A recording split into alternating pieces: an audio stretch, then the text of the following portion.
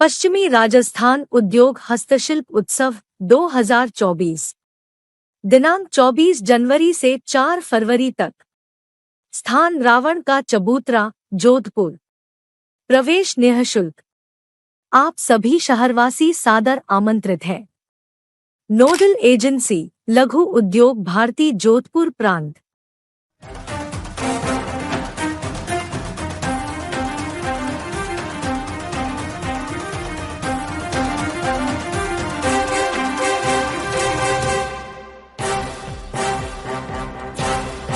नमस्कार, आप देख रहे हैं दिल्ली ग्लो न्यूज और मैं हूं आपके साथ मानवी ठाकुर। शुरुआत करते हैं आज की खास खबरों से। कानपुर में डीएम आईएएस राकेश कुमार ने गुरुवार को जिले की कमान संभाल ली है। नवनियुक्त जिलाधिकारी 1994 में पीसीएस होने के बाद उत्तर प्रदेश सरकार की सेवा में आए थे। मूल रूप से अयोध्या के रहने वाले आरके सिंह वर्ष 2010 में आईएएस के रूप में पदोन्नत हुए। 2016 में additional CEO Yamuna expressway authority रहे, फिर डायरेक्टर कैन, फिर institute and MD sugar corporation Uttar Pradesh रहे, फिर vice chairman Hapur Pilkhuwa development authority रहे। इसके बाद वर्ष 2017 में मुरादाबाद डीएम रहे, फिर 4 जून 2021 को गाजियाबाद में डीएम बनाए गए थे और अब उनको कानपुर के डीएम पद की कमान संभाली है। कानपुर के कोषागार कार्यालय में चार्ज ग्रहण करने के बाद डीएम राकेश कुमार मीडिया से रूबरू हुए। इस दौरान उन्होंने बताया कि शासन की जो सबसे पहली प्राथमिकता है जन समस्या उनका गुणवत्तापूर्ण निस्तारण कराना है और साथ ही शहर के जो विकास कार्य है उनमें अगर कोई अवरोध है तो उनको दूर करके तेजी के साथ काम को आगे बढ़ाया जाए।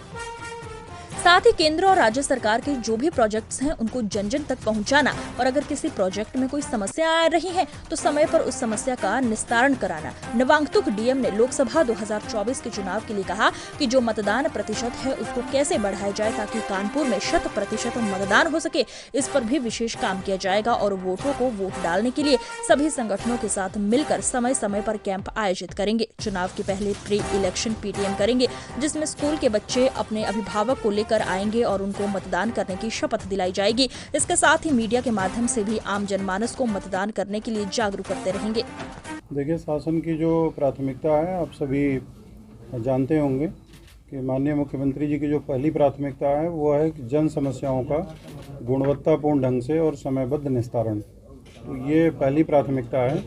साथ ही जो हमारे विकासात्मक कार्य हैं उनमें अगर कहीं पे अवरोध है तो उस अवरोध को दूर करके उसको तेज़ी के साथ काम को आगे बढ़ाया जाए, चाहे वह इंफ्रास्ट्रक्चर के प्रोजेक्ट्स हों या विभिन्न प्रकार के विभागों के, चाहे वो जल निगम के प्रोजेक्ट्स हैं या कोई भी भारत सरकार के केंद्र और राज्य सरकार के जो भी प्रोजेक्ट्स हैं उनमें अगर कहीं पे कोई अड़चन है, कोई बात है तो उसको जो है निराकरण करते हुए तेज़ी के साथ उसको आगे बढ़ाया जाना। तो मुख्य रूप से जो है वो जन समस्या के प्रति जो हम लोगों का दृष्टिकोण है उसको अच्छे ढंग से जन समस्याओं का निस्तारण करना, पहला तो ये। दूसरा जो है विकासात्मक कार्यों को अच्छे से गति देना, यही मुख्य रूप से रहेगा। और एक जो बहुत महत्वपूर्ण बात है वो ये है कि जो एडमिनिस्ट्रेशन है उसको जो है सिटीजन फ्रेंडली बनाना। मतलब लोग जो है ऑफिसर्स हमारे या जो भी हमारे कर्मचारी हैं वो नागरिक को सर्वोच्च मानते हुए उसकी समस्याओं के प्रति जो है जो भी वो अपनी समस्या रखता है तो उसके बारे में सकारात्मक दृष्टिकोण रखते हुए कार्य करना, ये रहेगा।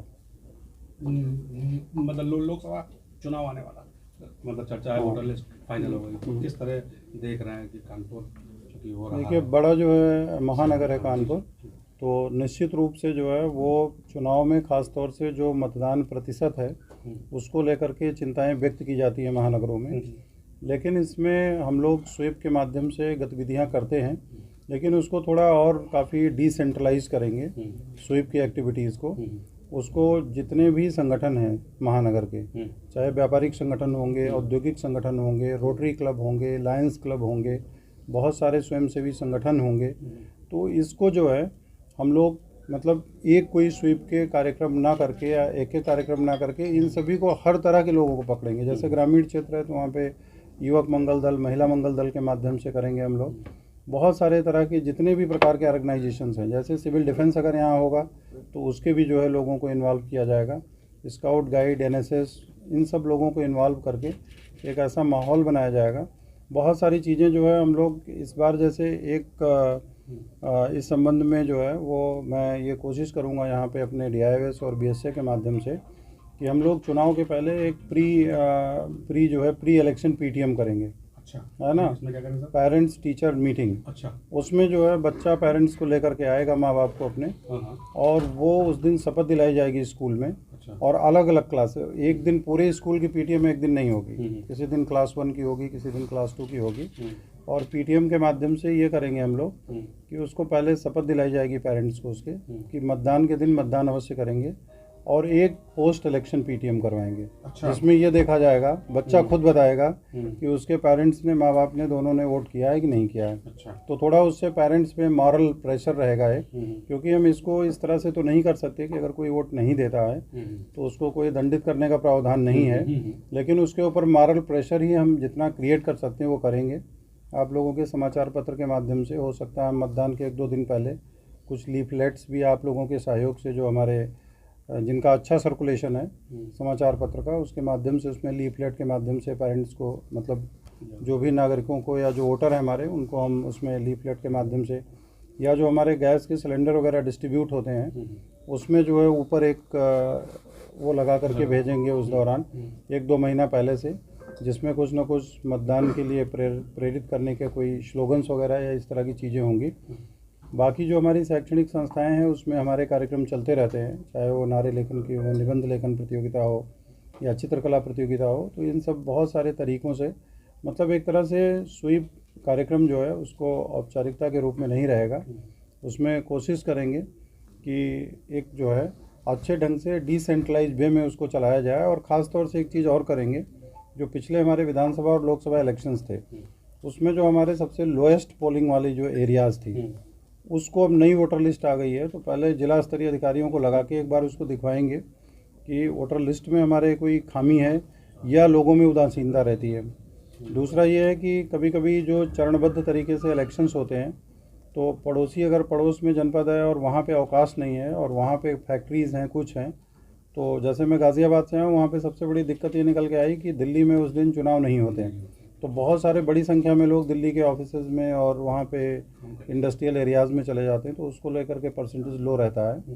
तो यहाँ पे भी हम उसको पहले फाइंड आउट करेंगे जहाँ हमारा बहुत ही लो परसेंटेज रहा है, उसका रीज़न क्या है, और रीज़न एक बार जानने के बाद फिर उस पर एक्सरसाइज करके उसको कैसे बढ़ाया जा सकता है, उस पर काम करेंगे।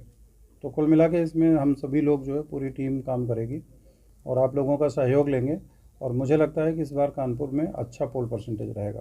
कानपुर वाले, जैसे मतलब ये तो बात हो गई आपकी प्राथमिकताओं की, जो कानपुर की समस्याओं की हम एक जो, जैसे आपको भी आ गए होंगे तो आपने भी देखी होगी, पता की होगी, सड़क वगैरह है। जल निगम ने यहाँ लाइन डाली 2008 में, मतलब तब से मतलब फव्वारा बंद नहीं हुआ भ्रष्टाचार का, तो लगातार जगह जगह फूटता रहता है।